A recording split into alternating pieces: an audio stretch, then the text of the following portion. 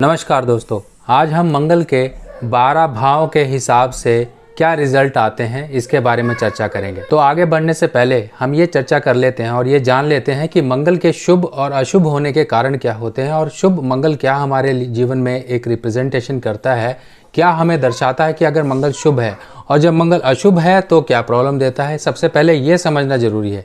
तो शुभ मंगल की बात करें, अगर हम मंगल की बात करें, मंगल क्या है? मंगल का नाम ही एक शुभता है, यानी कि जीवन में खुशियों का नाम है मंगल।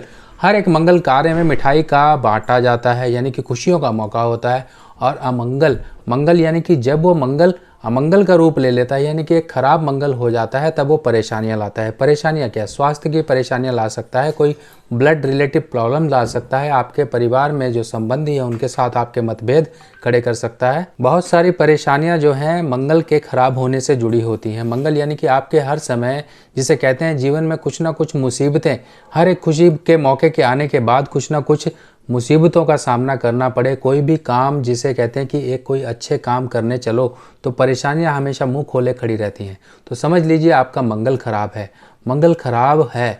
अब 12 कुंडली के भाव हैं, हर एक कुंडली के भाव में किसी न किसी भाव में मंगल बैठा होगा। अब आपको ये समझना है, क्योंकि मैं आपको 1 से लेके 12 भाव तक सबकी व्याख्या, यानी कि उनके जो मेन पॉइंट्स हैं वो बताने वाला हूँ।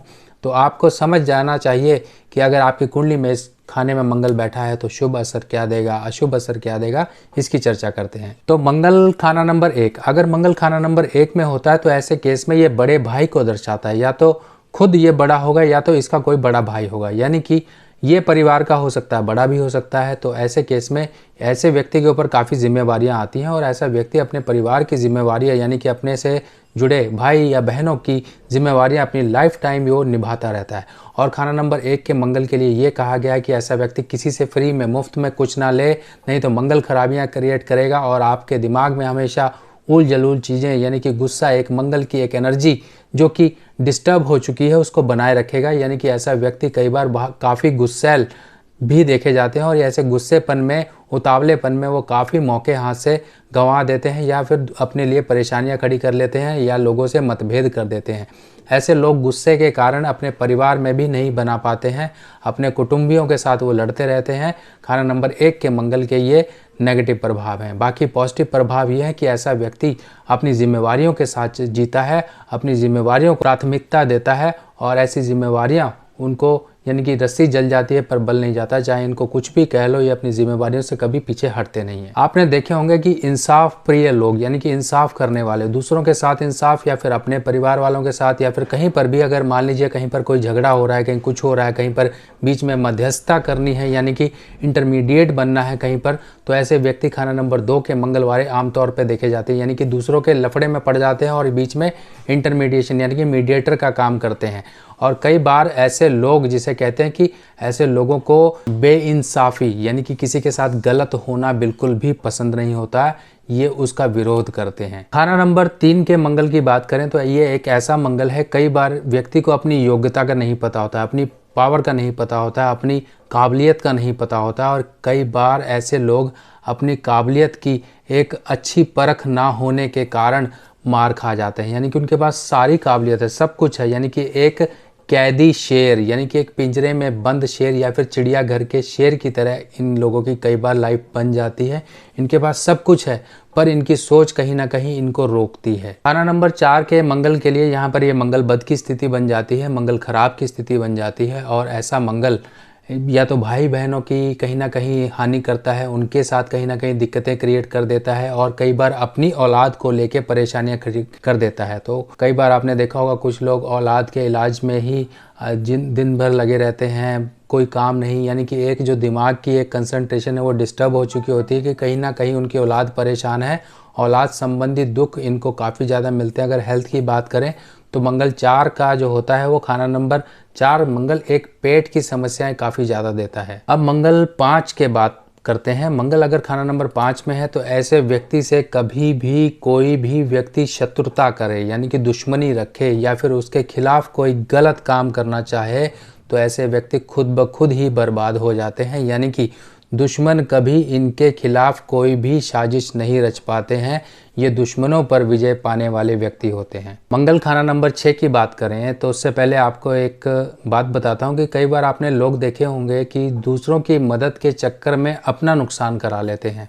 तो खाना नंबर 6 के मंगल के लिए ये बात साबित होती है कि मंगल 6 जिसका है, ऐसा व्यक्ति कई बार ये नुकसान भी उठाता है, कई बार दूसरों की मदद करने के लिए खड़ा हो जाता है, अपने पल्ले जो होता है उनको दे देता है और यही उनके लिए परेशानी बन जाती है। खाना नंबर 6 का मंगल हर खुशी के मौके के बाद कहीं ना कहीं गम के साए और गम के बादल जरूर आपके जीवन में ले आता है। तो ऐसे व्यक्ति को कभी भी खुशी के मौक़ों पे मीठा नहीं बांटना है। मंगल खाना नंबर 7, कई बार आपने देखा होगा कई लोग कुछ सोचते हैं, यानी कि इच्छा पूर्ति का ये एक मंगल खाना नंबर 7 दर्शाता है कि इंसान की इच्छा पूर्ति ज़रूर होती है अगर उस डग पे वो काम करता हो, उस रास्ते अगर वो चलता है और अपनी इच्छा पे अड़ा रहता है, यानी कि जो उसने पाना है तो इंसान पा लेता है। मंगल खाना नंबर 7 में ये काबिलियत और शक्ति है कि इंसान को जो वो चाहे वो उसे दिला सकता है।